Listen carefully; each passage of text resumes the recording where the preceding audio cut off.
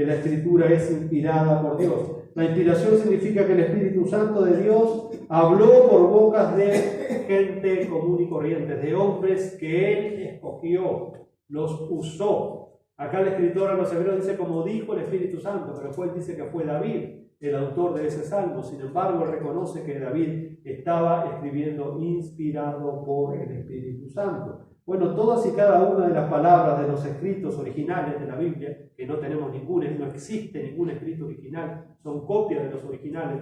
Los originales se llaman autógrafos, porque lo escribieron de primera mano los autores originales, pero lo que nosotros tenemos no es la palabra de Dios. Lo que nosotros tenemos es una copia de la palabra de Dios. ¿Sabe cuántas copias hay del Nuevo Testamento? Más de 5.700 copias. Copias de copias de copias de copias de copias de copias de copias. Más de 5.700 copias del Nuevo Testamento. Los autógrafos originales se perdieron. No hay un solo autógrafo original. Pero sí, hermanos, hay una doctrina que se llama la preservación de las Escrituras. Dios preservó las Escrituras y Él usó gente, si bien podrá tener algunos errores humanos, pero es 100% fidedigna porque Dios también preservó la Escritura. Por algo hoy, después de 2000 y pico de años, podemos tener la Biblia cuando la han querido quemar, destruir, adulterar. La palabra de Dios no pasa, es indestructible. Así que todas y cada una de las palabras de los escritos originales de toda la Biblia es exactamente lo que el Espíritu Santo quiso decir. La Biblia originalmente, quizás en las traducciones hay errores, por supuesto, pero en los escritos originales no hay ningún error, que es perfecta, completamente perfecta. En 2 de Pedro 1:21, Pedro dice, porque la profecía jamás fue traída por voluntad humana, dice Pedro, sino que los santos hombres de Dios escribieron siendo inspirados por el Espíritu Santo. No dijeron, bueno, hoy voy a escribir una profecía, ¿no? El Espíritu Santo lo guiaba. Y Pablo dice en 2 Timoteo 3:16 que toda la Escritura es inspirada, no dice alguna. Toda la Escritura, y la palabra que Pablo usa ahí para inspirada, esa palabra en el griego aparece únicamente en toda la Biblia ahí. Es más, muchos eruditos griegos dicen que en el léxico de aquel entonces no se conocía la palabra que Pablo usa ahí para inspiración, que es theolupstos, que es una palabra, podemos decir, yo cuando un médico inyecta algún líquido o algún medicamento dentro del organismo, eso se llama insuflar. Bueno, sería la palabra española más adecuada a la palabra inspirar. Dios sopló adentro de ellos, inspiró su mente, su voluntad para que escribieran con perfección la palabra de Dios. Es tremendo, ¿no? La palabra es theolupstos y aparece ahí en 2 Timoteo 3:16. Dios como de alguna manera sopló sobre ellos, les infundió y ellos se escribieron a la perfección. Por eso la Biblia es la palabra de Dios, no contiene error. Si bien se habrán equivocado después los traductores, por supuesto, toda labor hecha humanamente va a tener algún tipo de error. Pero originalmente la palabra de Dios es perfecta. Ahí vemos el Espíritu Santo dijo, por medio de David. En ese tiempo fue David el instrumento. ¿Cuál fue el tema entonces de David que advertía a los de su tiempo en el Salmo 95? Bueno, la experiencia es la misma que está usando el escritor a los hebreos para advertirle a los de su tiempo también. Fue ahí entonces cuando el pueblo de Dios estaba cruzando el desierto después que habían salido de la esclavitud de Egipto. Ese es el tema de David en el Salmo 95 y ese es el tema del escritor a los hebreos para advertirle. ¿Cuál fue la experiencia del pueblo de Israel en ese tiempo? Recuerdan que Israel había sido librado después de 400 años de una dura esclavitud en Egipto. Fueron liberados porque Dios había prometido a Abraham que después de 400 años Él los iba a liberar, los libertó, haciendo tremendos prodigios, señales, maravillas, los sacó con un brazo extendido y fuerte, dice las Escrituras. Lo que Dios hizo fue unos prodigios impresionantes. Sacó a los hebreos, que eran esclavos ahí en el pueblo de Egipto, y Dios no solamente demuestra su poder a aquella generación de esclavos que saca de Egipto, muestra su gracia, muestra su bondad, muestra su misericordia para con ellos. Es increíble. Una vez salido el pueblo, Dios continuó manifestando su poder, su amor, su bondad, su misericordia en todo el camino en el cual iban. Dios los protegía, Dios les daba provisión, Dios les daba la luz de noche, les daba el fuego de noche, les daba la nube que los cubría de día, pero a pesar de todas esas cosas, esas demostraciones de amor, de poder, de misericordia en el trayecto, dice que la gente no creía a Dios. Y ellos decían, ¿y para qué salimos de Egipto? Que acá nos estamos muriendo de agua, no tenemos sed, no hay melones, no hay pepino, no hay nada. ¿Cómo extrañamos esas cosas? No había sepulcro en Egipto que nos sacaron a que muramos acá en el desierto. Y murmuraban y tentaban porque no creían a Dios. Dios le dijo, yo tengo una tierra para ustedes, que le prometí a su antepasado Abraham. Y ustedes son la generación que van a heredar la tierra de Canaán, una tierra de reposo, una tierra de descanso, una tierra donde van a hallar leche y miel. Canaán es una figura de nuestra salvación, de Cristo. Pero para alcanzar la salvación de Cristo hay que creer en el Evangelio. Si no creemos en el Evangelio, podemos ver milagros y maravillas y señales como vieron ellos en el desierto, pero dice que no entraron en el reposo, no poseyeron la promesa de Dios, no entraron al reposo de Dios. ¿Por qué? Porque fueron incrédulos.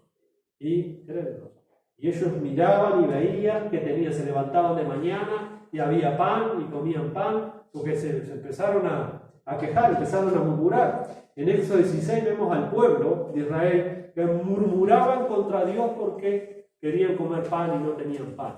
Entonces Dios hizo un prodigio y a la mañana temprano el pan aparecía allí en el suelo y ellos tenían que recogerlo. Cada día tenían que recoger esa porción.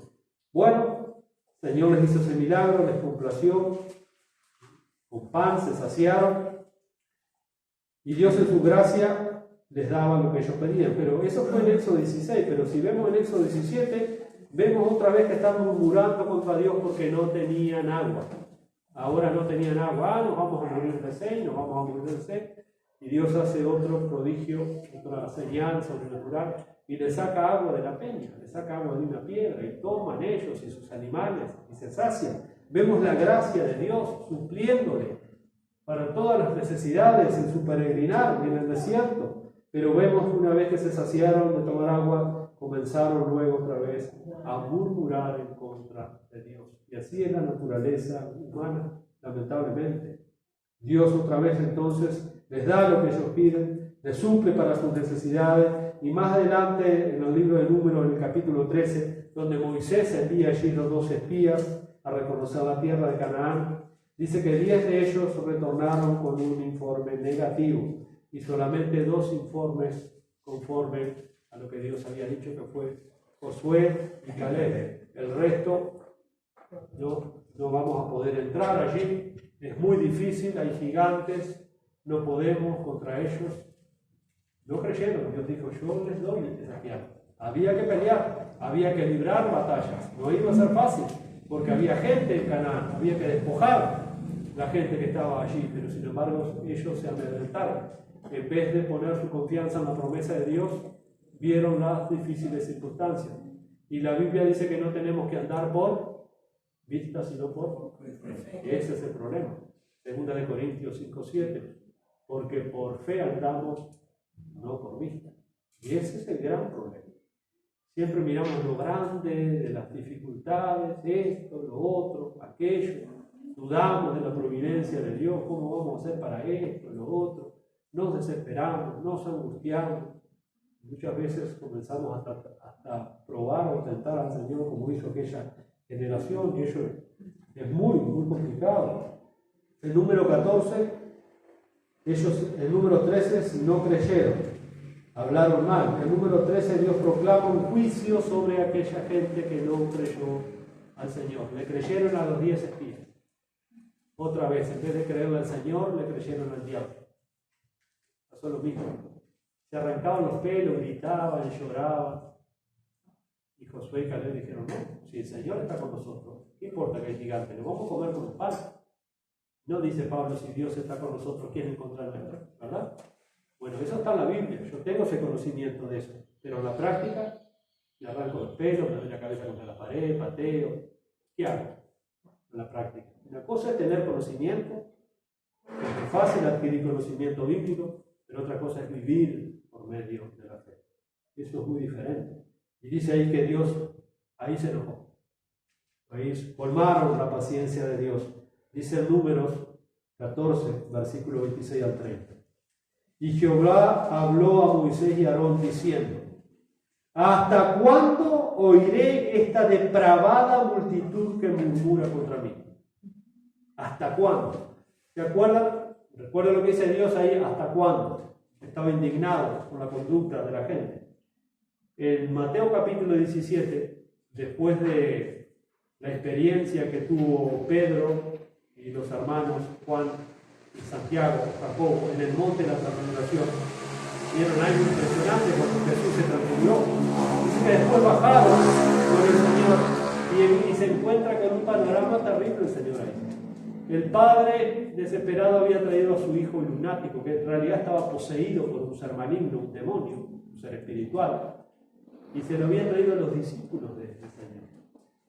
Y el hombre indignado, cuando el Señor vio el panorama, le preguntó: ¿y acá cuál es el relajo? ¿Y qué pasa que hay tanta? No, porque traje a mi hijo a tus discípulos y tus discípulos no pudieron hacer nada, no pudieron sanarlo. Y el Señor dice en Mateo capítulo 17, si mal no recuerdo, versículo 17: oh generación incrédula y perversa, ¿hasta cuándo tendré que soportarlos? ¿Hasta cuándo tendré que estar con vosotros?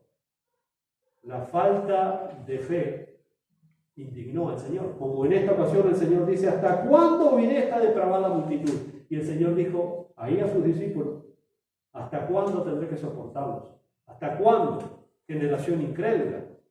Y después los discípulos le dicen al Señor, porque el Señor dio una orden y el muchacho quedó sanado, quedó libre. Y los discípulos le llamó la atención.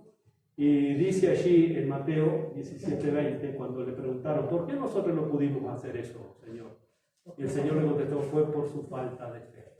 Hermanos, por nuestra falta de fe, por más que tengamos la autoridad y los recursos de Jesús, no podemos hacer nada. Muchas veces la incredulidad nos juega un papel terrible en nuestros servicios al Señor.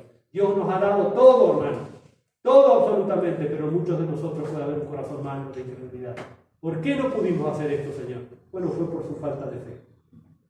Tan sencillo como eso. Porque realmente si tuvieras una fe viva y verdadera, dirías: este monte quítate, y eso es una hipérbole, no es literal, pero está hablando de una fe genuina. La fe genuina va a hacer la voluntad de Dios pese a cualquier otra circunstancia que pueda venir, por más adversa que sea. Y dice así el Señor entonces que se indignó con aquella generación, que es el ejemplo que está dando el escritor a los hebreos, no se pierda ese detalle. ¿Hasta cuándo iré esta depravada multitud que murmura contra mí? Las querellas, los líos, los pleitos, era todo aquello, me imagino. Noche y día. Las querellas de los hijos de Israel, que de mí se quejan. Diles: vivo yo, dice Jehová, que según habéis hablado a mis oídos, así haré yo con vosotros. Querían morir acá en el desierto, dice el Señor. ¿Para qué nos trajeron acá? Para morir, para ser masacrados. Querían morir en el desierto. Dice: en este desierto caerán vuestros cuerpos, todo el número de los que fueron contados de entre vosotros, de 20 años para arriba. Esos iban a perecer todos, los cuales han murmurado contra mí. Vosotros a la verdad no entraréis en la tierra, por la cual alcé mi mano y juré que os haría habitar en ella, exceptuando a Caleb, hijo de Jefone, y a Josué, hijo de Nun. ¿Por qué esta gente sí iba a entrar? Porque ellos creyeron. Simplemente porque ellos creyeron. Ellos creyeron. Así entonces Dios castigó la incredulidad de aquella generación de Israel. Por eso David también de alguna manera está rogando a sus oyentes en el Salmo 95, y lo mismo está haciendo el escritor a los hebreos, diciendo: si oyereis hoy su voz, no endurezcáis vuestros corazones. No endurezcáis vuestros corazones. Porque si hoy se endurece nuestro corazón, a pesar de oír la palabra de Dios, mañana estará un poquito más duro. El martes va a estar un poquito más duro. El miércoles va a estar un poco más duro, porque ese es el mecanismo del pecado en nuestra vida. Es una piedra que se va endureciendo cada vez más. cada vez más. No debemos caer en el error de los israelitas, quienes provocaron, quienes tentaron, probaron a Dios a pesar de todo lo que vieron en ese trayecto en el desierto. La muestra de su poder, la muestra de su bondad, la muestra de su misericordia, con los cuales por 40 años dice que aquella generación vagó en el desierto hasta que murieron todos los rebeldes. Dios dijo, no van a entrar y no entraron. Es increíble porque en este punto, hermanos, en este punto, recuerde que ellos salieron de Egipto y acá nos encontramos en la península del Sinaí, donde estaba el monte Sinaí o el monte Horeb. De Egipto a donde se encuentran las querellas de los hijos de Israel, en la península del Sinaí, había un poquito más de 500 kilómetros. O sea que ellos habían hecho ya por lo menos 30 días esos 500 kilómetros. Ahora se encontraban en la península del Sinaí. Estaban en el monte Horeb. Y dice ahí en Deuteronomio capítulo 1, versículo 2. Dice Moisés, 11 jornadas hay desde Horeb, camino del monte Seir, hasta Cades Barnea. No se pierda este detalle porque es sumamente importante. Ellos habían salido de Egipto, estaban en la península del monte Sinaí y Moisés les dice, bueno, nos quedan 11 días para llegar a Cades Barnea. De acá donde estamos, nos quedan 11 días de camino para llegar a Cades Barnea. ¿Qué era Cades Barnea? Era el límite. Estaba el Jordán, cruzaban el Jordán y se metían a Canaán. 11 días. Sin embargo, de 11 días pasamos a 40 años. ¿Qué pasó? Estando tan cerca y no pudieron llegar a la promesa de Dios. Estando tan cerca y no pudieron ser salvos. ¿Cuántas personas hay ahí? Les quedaban esas 11 jornadas del monte Horeb o el monte Sinaí hasta acá de Barnea, el límite para entrar a Canaán, eran 160 kilómetros. 11 días, dice Moisés en Deuteronomio 1:2. Nos quedan 11 días, no se preocupen que llegamos. Tuvieron 40 años hasta que quedaron todos tirados en el desierto, estando tan cerca, ¿no? Y ese es el problema de mucha gente. Está tan cerca, pero empieza a dar vuelta en el desierto de su vida por causa de la enfermedad. Nunca cree en Dios, nunca entrega realmente su corazón a Dios, nunca vive por fe, nunca. Cuando queremos acordar, perecen tirados en el desierto de su vida. Nunca poseen el reposo de Dios. Nunca poseen la promesa de Dios. Qué terrible eso. Y eso es lo que les quiere hacer ver el escritor a los hebreos. Ese mismo peligro de estar tan cerca, sin embargo, de estar tan lejos a la vez. De 11 días a 40 años. Y quedar tirado allí en el desierto. Terrible. El versículo 10 del capítulo 3 de Hebreos dice que Dios se disgustó de una manera terrible. Y dijo, siempre andan vagando en sus corazones cuando hay incredulidad. El corazón siempre, nunca está seguro, nunca está anclado. Siempre anda vagando en sus dudas, en sus miedos, en sus temores, en sus angustias. Siempre, nunca hay una certeza.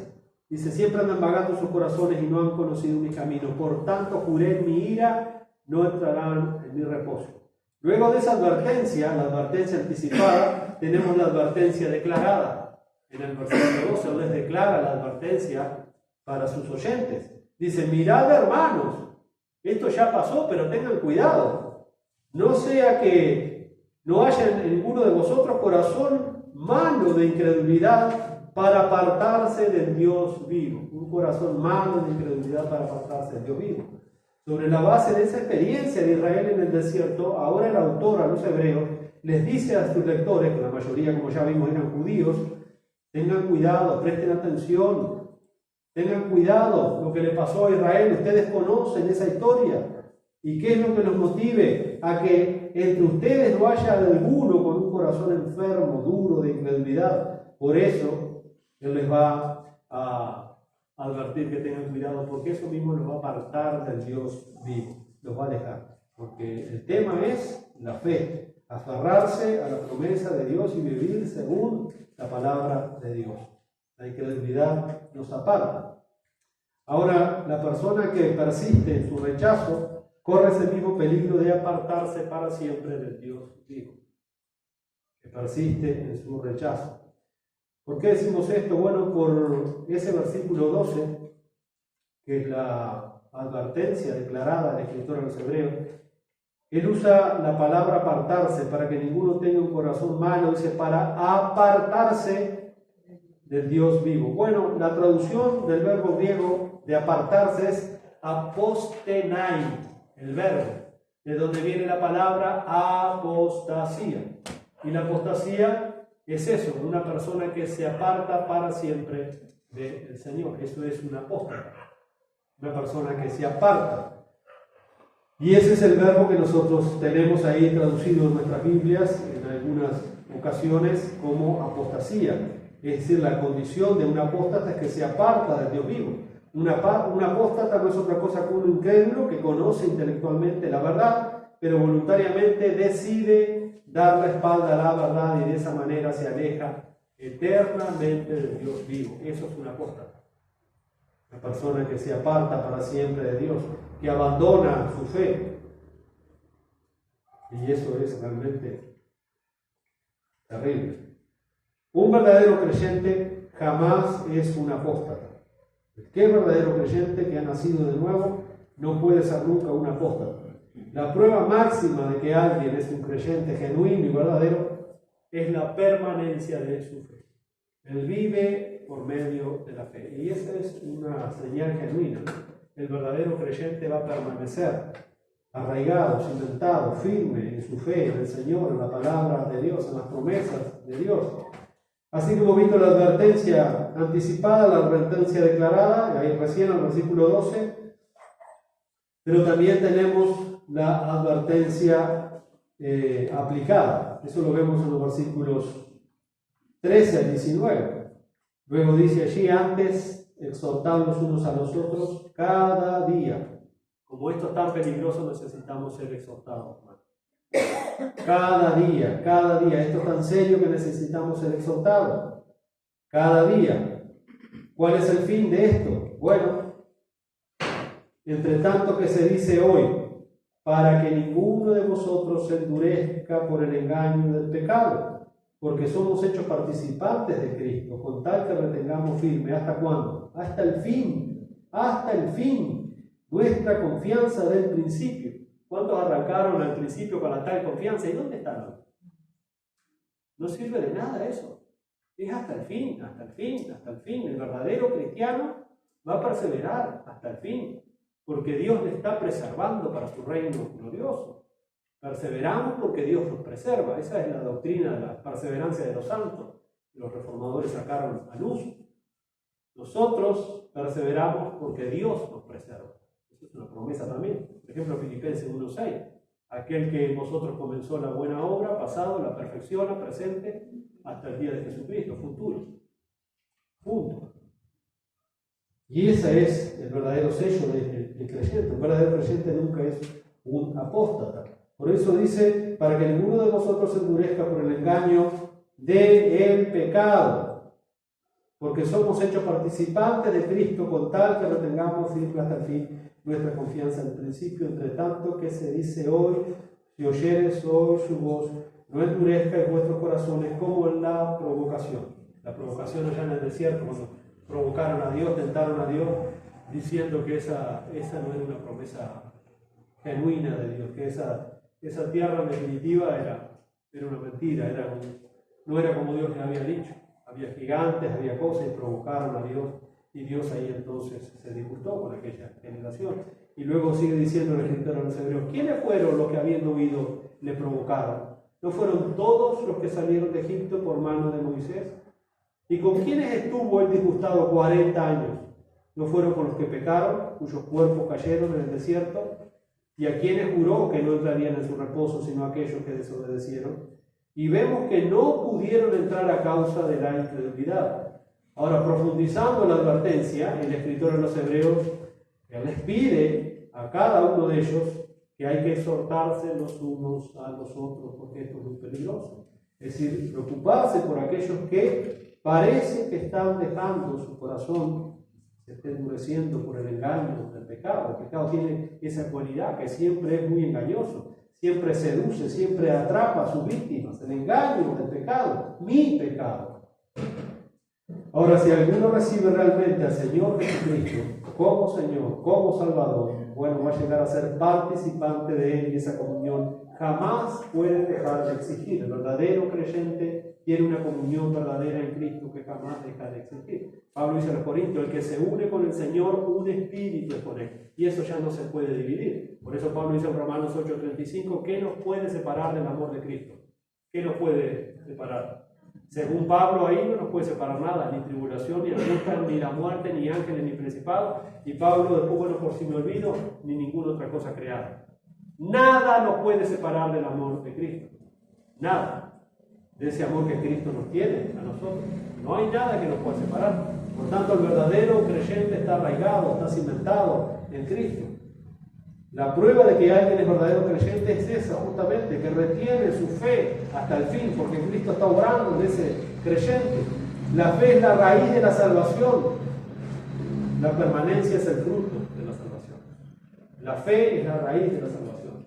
La permanencia, la fidelidad es el fruto de la salvación. Dice, ¿quiénes son los que han sido hechos participantes de Cristo? Bueno, aquellos que su permanencia, aquellos que por su fe dan prueba de que son verdaderamente creyentes, que están perseverando aún en los momentos más difíciles, que están dando frutos, que están perseverando. Por último, el autor a los hebreos hace notar que no siempre la mayoría está en lo correcto, no siempre la mayoría es salva, hermano. Porque dice, ¿quiénes fueron los que provocaron a Dios en el desierto? Y él dice, ¿no fueron todos los que salieron de Egipto? No es la mayoría, hermanos, es decir, excepto dos personas, que fue Josué y Caleb, pero fue la mayoría. ¿Con quiénes se disgustó el Señor por 40 años? ¿No dice, no fueron todos los que se rebelaron contra el Señor? No es la mayoría.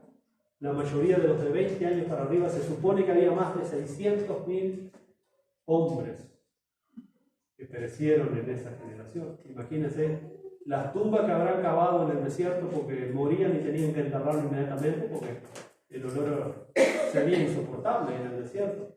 Más de 600.000 tumbas ahí en el desierto. No fueron todos, dice, los que perecieron. No fueron todos. En el desierto quedaron unas miles y miles de tumbas de desobedientes que se rebelaron en contra de Dios. Y así es, hermanos, que el corazón del problema es la incredulidad. El corazón del problema es la incredulidad. No hay otra cosa. No hay otra cosa. ¿Cómo está nuestro corazón? ¿Quién gobierna nuestro corazón? ¿Nuestro corazón tiene algún síntoma de esa enfermedad de la incredulidad? Bueno, tenemos que solucionar ese problema. Si somos verdaderos creyentes, nos va a traer mucha desgracia a nuestra vida. Pero el problema es que generalmente no ha habido una conversión, es cuestión de tiempo que pases por la iglesia y después ya no estés más acá. Porque son la mayoría, dice la Biblia, no son la mayoría los que desiertan en la iglesia. Cada vez hay menos creyentes, hermano. Cada vez se predica más en evangelio, radio, televisión, internet, YouTube, todos los tipos de tecnología que hay al alcance de la mano, y cada vez los creyentes son menos. No fueron todos los que salieron de Egipto, dice, la mayoría. Son muchos los que se salvan, Señor. ¿Cuántos son los que se salvan? Preguntaron los discípulos. Parece que son pocos los que se salvan. Ellos vieron que no era difícil. Bueno, lo que es imposible para los hombres es posible para Dios. Y ese es el gran problema, la incredulidad, hermanos. ¿Cómo está nuestro corazón realmente en este tiempo? ¿Cómo está nuestro corazón? Hay incredulidad, estamos luchando. Es muy triste que muchos cristianos no se dan cuenta del daño de la incredulidad que causa no solamente a sus vidas, sino también a sus hogares, a sus iglesias, en sus servicios. Por el bien de esas almas y también las de los demás, tenemos que examinar el daño terrible que hace la incredulidad a la comunidad cristiana. La incredulidad no nos deja nada bueno, mis hermanos. Las consecuencias de la incredulidad son terribles.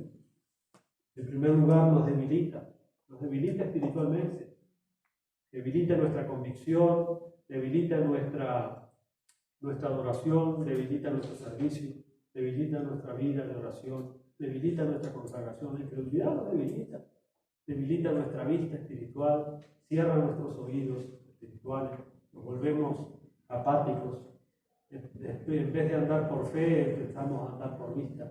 Vemos todos los problemas, es terrible. En varias ocasiones en la Escritura nos da el ejemplo de cuáles se demuestran a los discípulos que también en alguna ocasión ellos fallaron en cuanto a la incredulidad. Yo les mencionaba hoy en Mateo 17 cuando el Señor les dijo: fue a causa de su incredulidad, muchachos, que ustedes no pudieron hacer esto, no hay otra cosa. Pero también, hermanos, vemos que la incredulidad impide la obra de Cristo en nuestras vidas. La incredulidad impide la obra de Cristo en nuestras vidas. Se nos dice en el Evangelio de Marcos, y ya vamos a ir terminando, en el Evangelio de Marcos capítulo 6, versículos 5 y 6, tiene ese registro ahí. Dice que Cristo no pudo hacer muchos milagros en su propio pueblo, que lo había visto nacer y crecer allí, a causa de la incredulidad de la gente. Se fue de ahí, porque la gente no creía en Él. Y Dios no está donde nadie cree en Él. Dios no tiene nada que hacer donde hay incredulidad.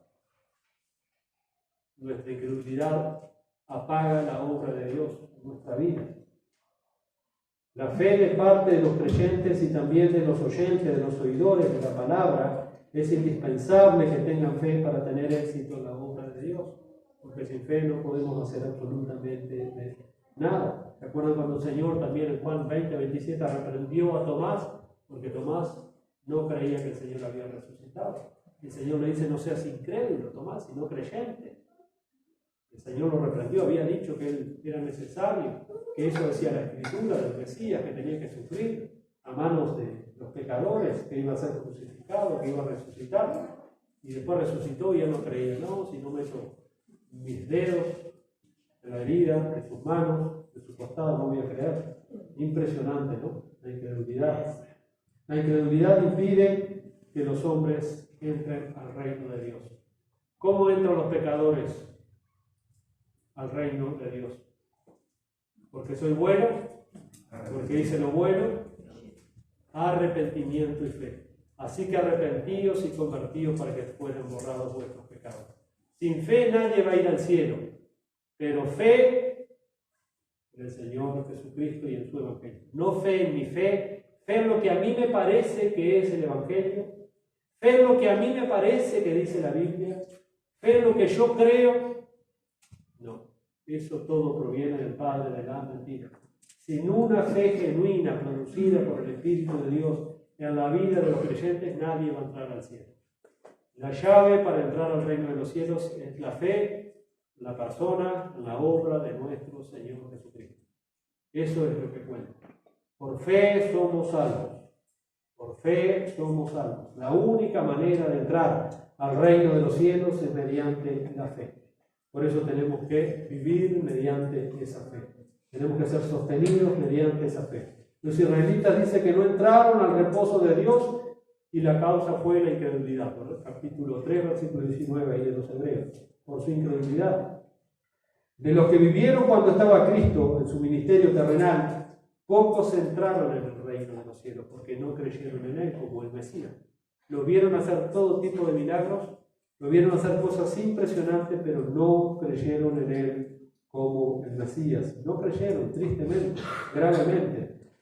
Y ese dicho en el Evangelio de Juan, capítulo 3, versículo 18, que fue dicho por el propio Señor Jesucristo: el que cree, dice, el que cree es salvo, pero el que no cree ya ha sido condenado. Mire qué sencilla es la cosa.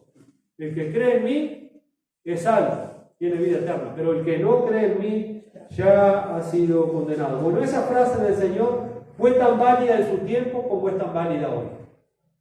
Tan válida en su tiempo como es válida hoy. Que no cree realmente en Cristo, entonces es condenado. Los incrédulos pueden hacerse miembros de una iglesia y muchas veces lo hacen. ¿Cuántas veces, verdad? Incrédulos en una iglesia que están convencidos intelectualmente, pero sin embargo no han hecho de Cristo su Señor, su Salvador. No hay lugar para ellos. No hay lugar para los incrédulos en la iglesia verdadera del Señor Jesucristo. Cuando el carcelero allá en Hechos 16:31 le preguntó a Pablo: ¿se acuerdan qué debo hacer para ser salvo? Cree en el Señor Jesucristo y serás salvo. Cuando allá en Hechos 8:37 el eunuco que se iba le preguntó a Felipe que si se podía bautizar. ¿Qué le dijo Felipe? ¿Qué le contestó? Si crees. Si crees de todo tu corazón, bien puedes. Si crees, la fe, hermano, la fe, siempre es la fe.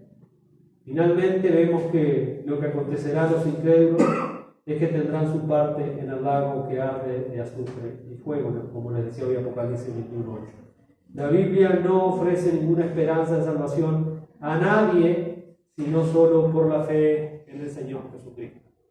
La fe viene por el oír y el oír por la palabra de Dios. No sirve de nada estar convencido que Jesucristo es el Señor, que Jesucristo murió en una cruz, si no hemos depositado nuestra fe genuina en Él, si no estamos viviendo por medio de la fe. No basta con conocer, mis hermanos. Muchos conocen intelectualmente el relato del Evangelio, sin embargo no viven conforme a esa luz. No demuestran por medio de su manera de vivir, no permanecen, por lo tanto no tienen una fe genuina. Que Dios nos ayude, mis hermanos, a batallar contra la incredulidad, porque es algo que tenemos que luchar todos los días y para eso tenemos que crecer, para eso tenemos que madurar. A medida que nosotros crecemos y maduramos, la incredulidad, la oscuridad de la incredulidad se va yendo de nuestra mente, de nuestro corazón. Aprendemos a descansar y a vivir por medio de las promesas de Dios. Y Dios nos garantiza esa victoria en Cristo. Sin fe es imposible agradar a Dios. Padre, te damos gracias por tu palabra en esta hora. Te damos gracias, Señor, porque ella